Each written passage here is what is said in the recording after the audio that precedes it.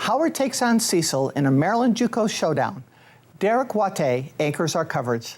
Thanks, Diane. The Dragons have already exceeded their 2014 win total and have won 3 of their last 4 entering the Cecil match. Howard's 3 leading hitters are sophomores. They'll be pumped up for this one as it's their final regular season game in the Dragons Lair.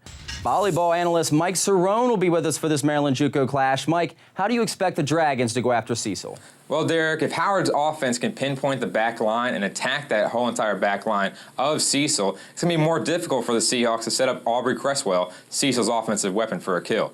That's how important having a libero or a defensive specialist is on your team. For instance, Alia Mustafa, the Dragons libero, she creates a lot of good chances with her passes from the back line, which Cecil doesn't possess.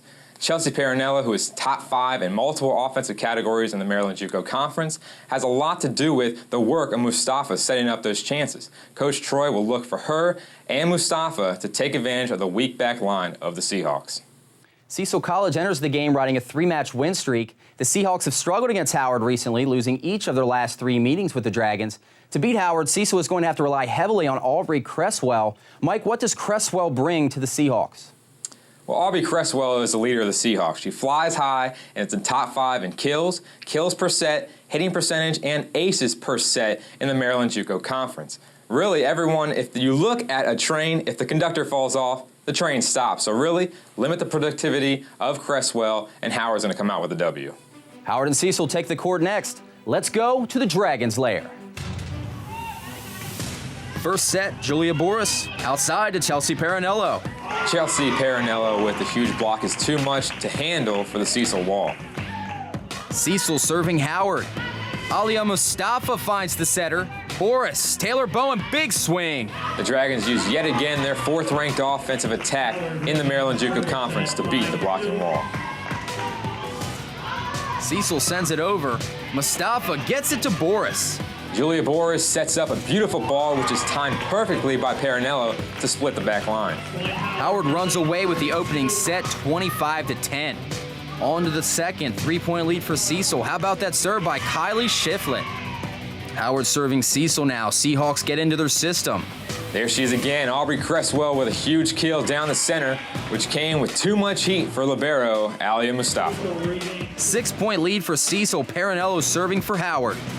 Parinello gives the Seahawks a taste of their own medicine, showing the power of her topspin, grabbing the point for the Dragons via the ace. Cecil's lead is down to 4. Cresswell out of the back, handled by Parinello.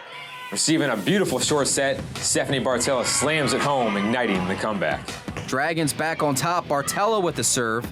We see the formation of the Dragons break down here as the back line slid up too far, leaving the end line open for the kill.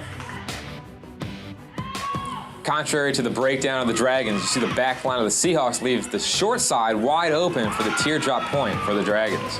Taylor Bowen gives Howard the lead. Ensuing rally, Seahawks on the attack. Cresswell on the outside, hard-driven ball.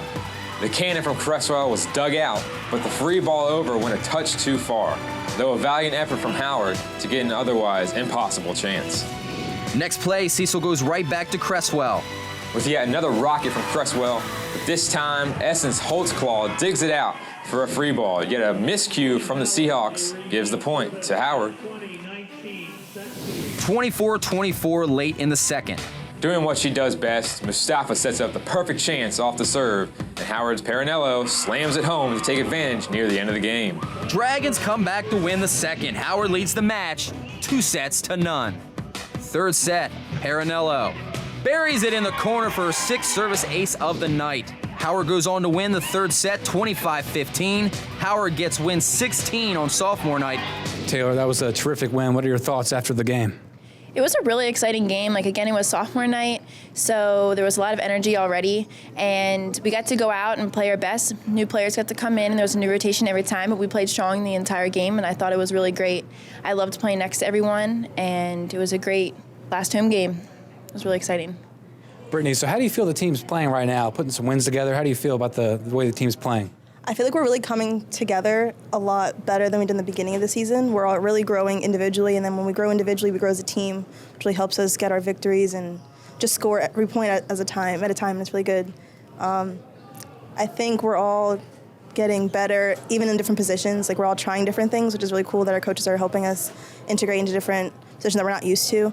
So, like, I play middle sometimes, and I'm not a middle hitter, but it's really fun to play and get to the position and everything. So we're coming together. Taylor, how about you? How do you feel the way the team's playing right now? I think we're great. We really mesh really well as a team.